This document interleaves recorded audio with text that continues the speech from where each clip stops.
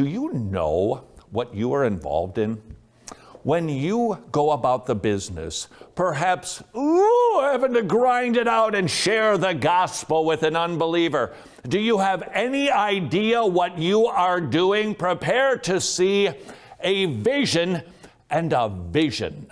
James Street, writing, this was just a beauty, about the vision in the book of Daniel, a picture of a true vision of God's redemptive plan. And when we study it, you are going to realize, gulp, I'm involved in that. And you're going to go, woo-hoo, it is based in an elegant book. What is the vision that is described in Daniel chapter 7?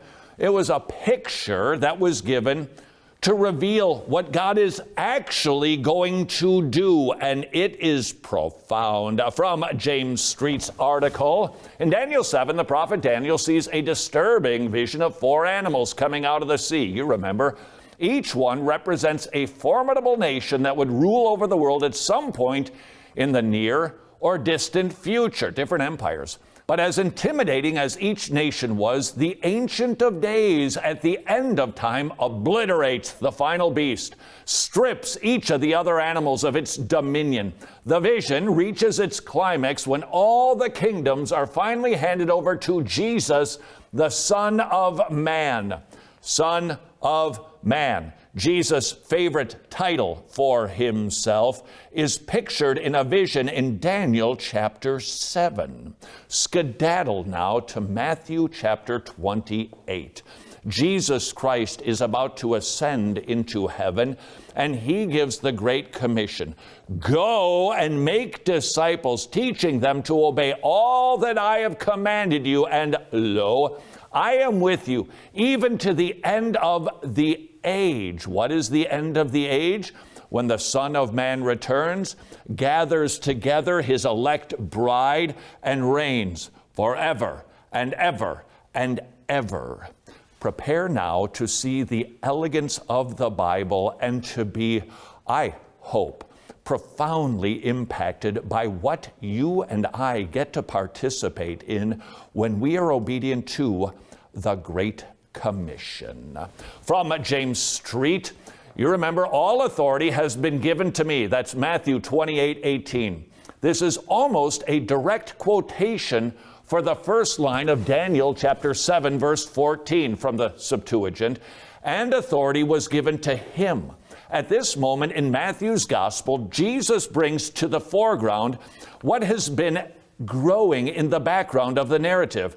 He is the Son of Man from Daniel chapter 7. He now possesses absolute authority and will one day exercise it over all the world. Until then, the Great Commission celebrates his victory by both testifying and contributing to it. Did you catch that? Jesus proclaims he has been given all authority, which is exactly what Daniel chapter 7 said about the Son of Man. He is given all authority. What is going on? The elegance of the Bible is what is happening.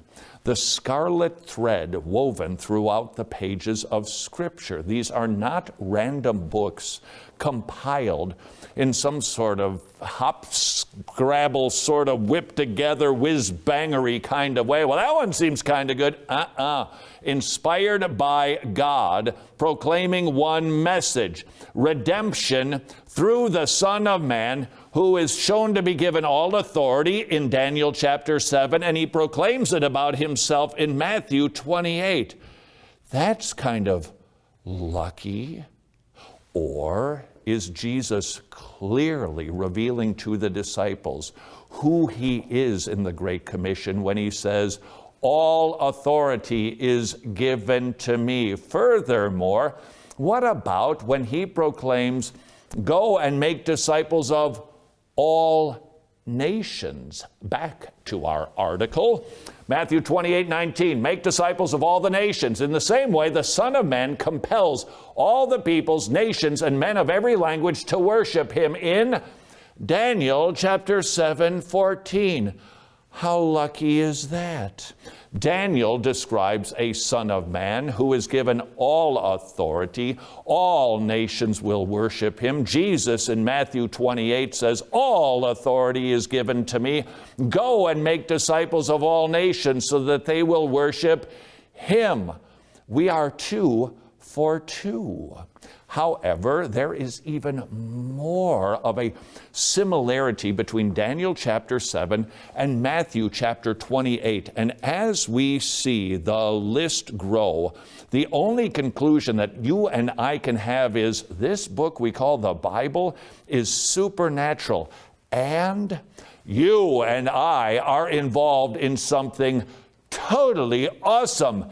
Dude or dudette.